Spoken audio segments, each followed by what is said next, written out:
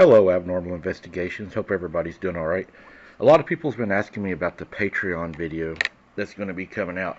I'm thinking about, and I'm going to try to move that up. Let me look at the calendar real quick. I was thinking if I could move the record date up to the 13th, I could drop the actual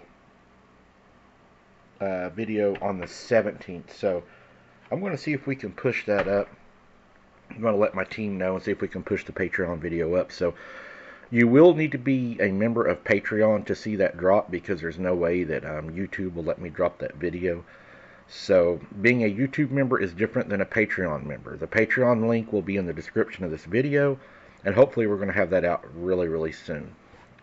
Don't forget, this Monday coming up, we're going to have Mr. Travis Carpenter coming on. We're going to talk about the DNA experiment. It's going to be very important, very interesting live. To this day, I haven't told anyone this story. My loved ones all think that I had a decompression accident during a routine diving trip. But hey, that couldn't be any further from the truth. I guess I should give you a little background before getting into the meat of the story. Mike, this was the most terrifying thing that's ever happened to me in my life. I don't dive anymore, but back when I was in Mormon Scouts, it was basically all I did. We even had an outside joke where they would call me Holy Diver, in reference to the 1983 Dio song of the same name. It's not like I was being bullied or anything.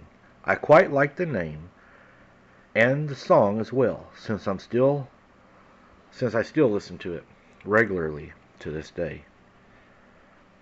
Well, to get to the point, I had convinced our scoutmaster that we should go camping near the shore of the Great Salt Lake. And even though he many times said no, saying it would be too dangerous, he eventually buckled under the condition that I was not allowed to dive. Ha! At the time, I had no idea that it could be so dangerous about the lake, but I know I was tricking him, because I did want to dive. The bus ride to the campsite was uneventful, except for my best friend at the time throwing up. We all had a good laugh about it, but it seemed to be in genuine pain. I believe he had car sickness, so we apologized for laughing, and he had to be picked up by his mom's boyfriend since his mom didn't have a driver's license, and his dad was at work in the tire factory. To this day, I still think about how he was the luckier one of the two of us. Despite it not seeming like it at the time, he was the luckier one. I mentioned earlier that my scoutmaster, his name was Evan, made me promise I wouldn't dive on the trip. As you may be able to guess, I didn't need his advice. And I didn't take it. Smart little punk kid, you know. We know it all.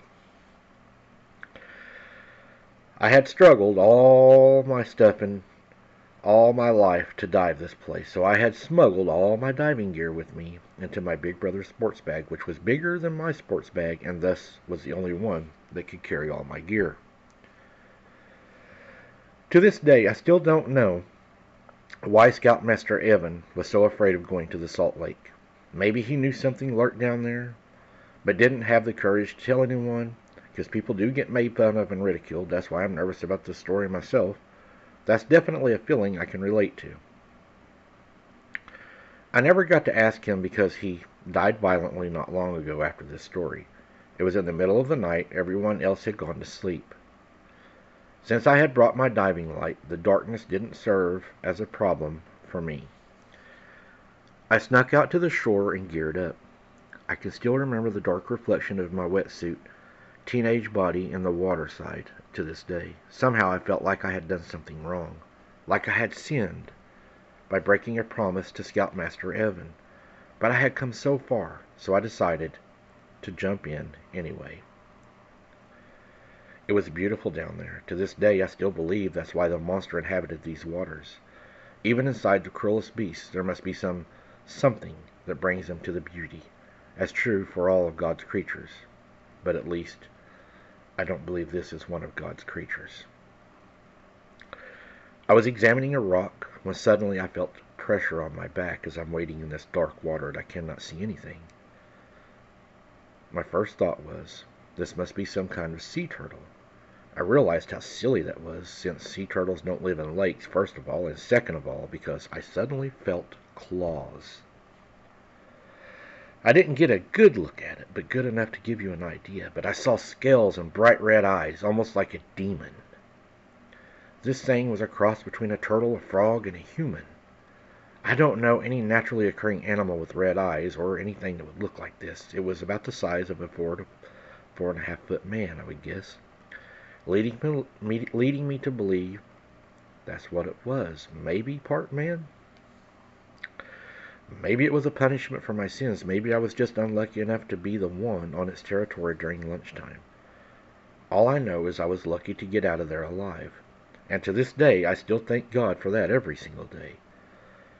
As I tried to process what I had just seen, I realized that the creature was unlike anything I had ever seen.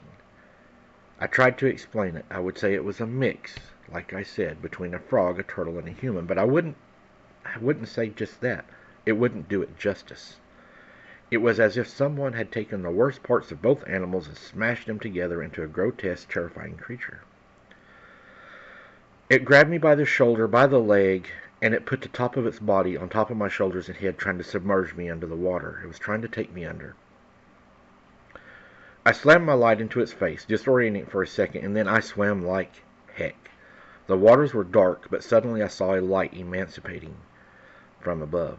It was Scoutmaster Evan in a rowboat. He had discovered that I was gone and went out to look for me. And of course he knew I was probably in the water.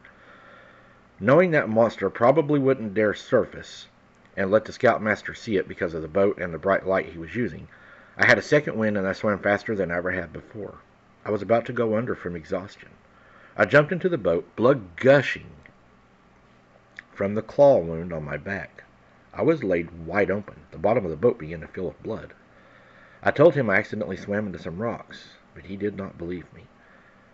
I was taken to the hospital, where they stitched me up, and they said it had to have been a large snapping turtle that cut me like that. No way. I saw this thing.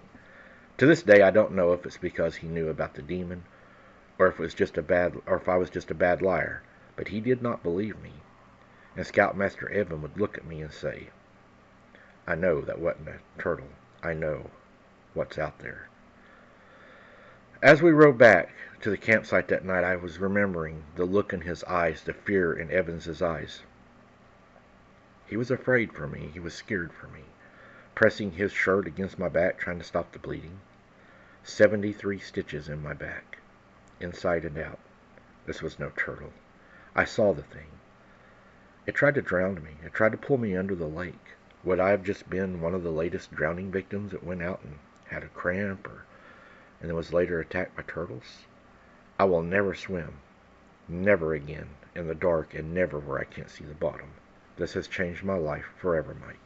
Thank you for sharing my encounter. Be careful. There are things under our lakes. You know, I've had that feeling before whenever I've been out, you know, on my other channel. If y'all watch it, Wide Open Adventures, I'll put it in the description also. These lakes around here are very, very murky. There's a lot of old trees and stuff in them. You couldn't see nothing. I have walked in them. I have at night and during the day. And you step on things and you step over it. And sometimes you step on things and it moves out from underneath your feet. And they're large. What are they? Well, I think we all tell ourselves in our minds that it's a turtle or a fish. But deep down you wonder sometimes when you're walking on things what you're actually walking on. It's eerie to me even right now to think about it. But yeah, I understand what he's saying. You never know what's going to come up in a lake and touch you, grab you, or even pull you under. Are all drownings accidents? I don't know. There's a lot of them that's just as mysterious as there is animal attacks. What do you all think? Is something under our lakes just as well as on the banks of our lakes? Let me know. Thanks for listening, guys. Keep your head on a swivel. Don't be something's dinner, and we'll see you on the next one.